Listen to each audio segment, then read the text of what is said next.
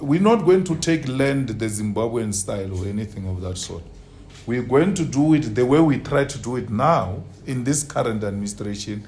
Bring all South Africans on board, allow them, as the constitution dictates, to make an input. Majority of them in those hearings that we conducted said expropriate land without compensation, and the ANC developed a cold feet. So no barrel of a gun, no anything. Nationalization of mines. It doesn't mean we're going to take Anglo's mines or going to take anyone's mine. It means the state-owned mining company that will be given a preference over the rest of other private companies, unless the state says, we're not interested in mining this.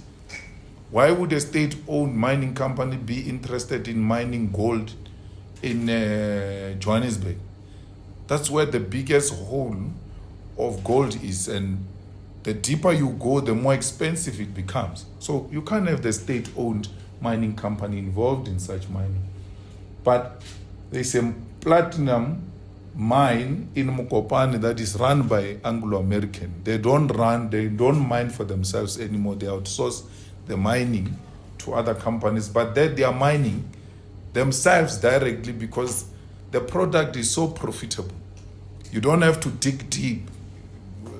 Through small intervention and resources there and there, already you make money. They're like, this other one, we're running it ourselves.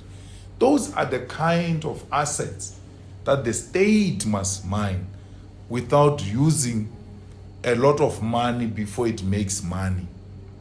Botswana, government owns 50% of diamond in Botswana, not in Switzerland, not very far. Yeah, stone throw away, yeah. By the same company called DBS, which owns diamond in South Africa. It's refusing to give a government of South Africa 50%, but it can give the government of Botswana 50%. Why? What different? What kind of policies that where you say, because you must say, I don't engage in such policies. They can't say that. Botswana government takes Botswana's children to the best schools in the world and give them a stipend. When I met the Botswana student in Washington, each one of them was getting 15,000 rand of stipend. My mother died a domestic worker. She never got more than 3,000.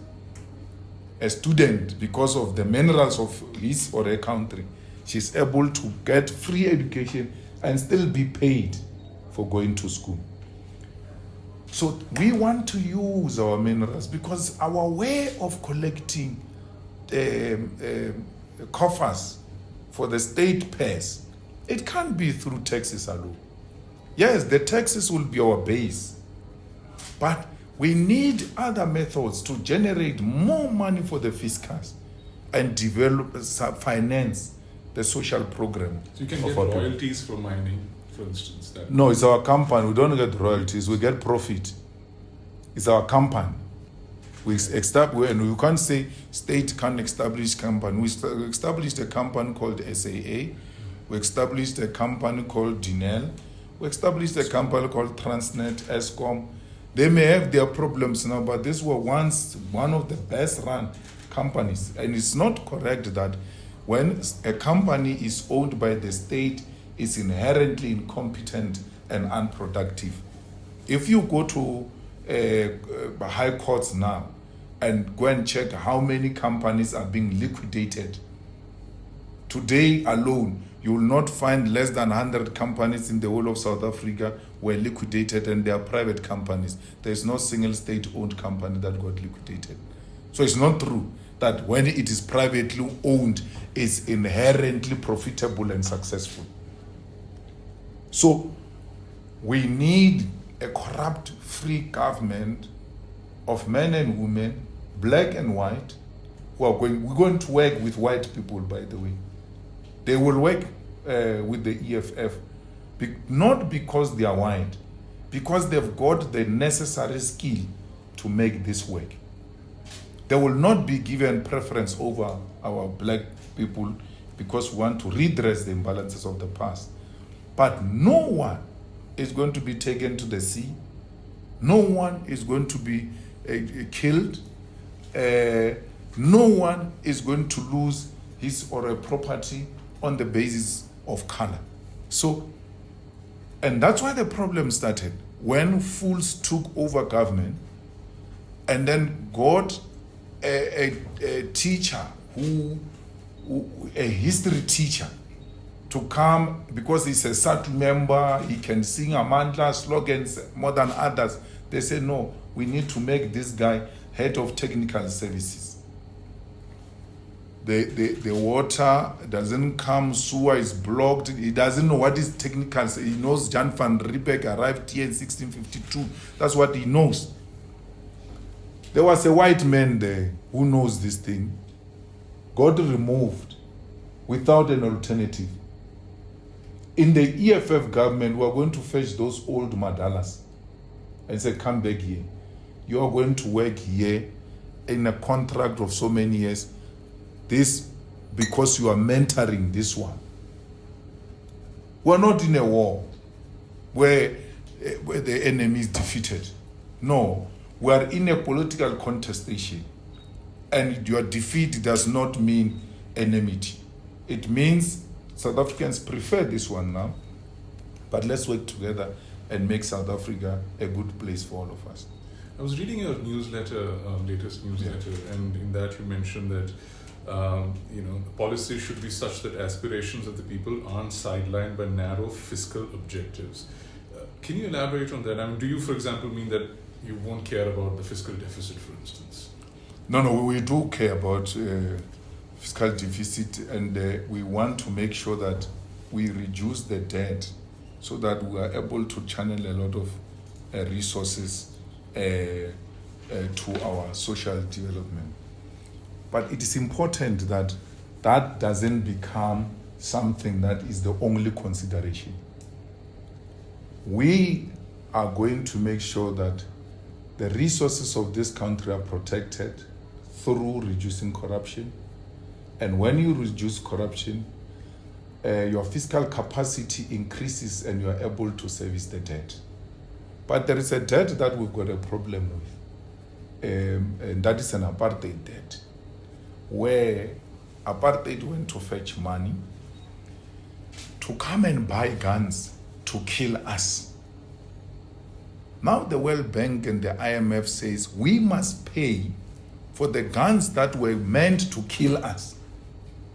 It's a matter that when we take over this government, we will be able to take it to ICJ, International Court of Justice, so that that debt can be declared illegal.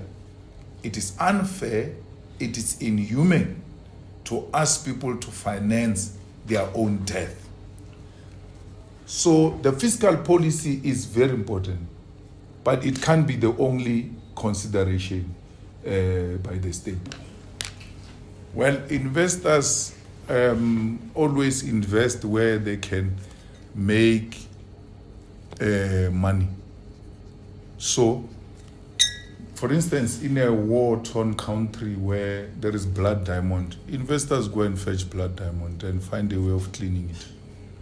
So we cannot speak about investors as if they are some high moralist people who don't want to engage in this and that.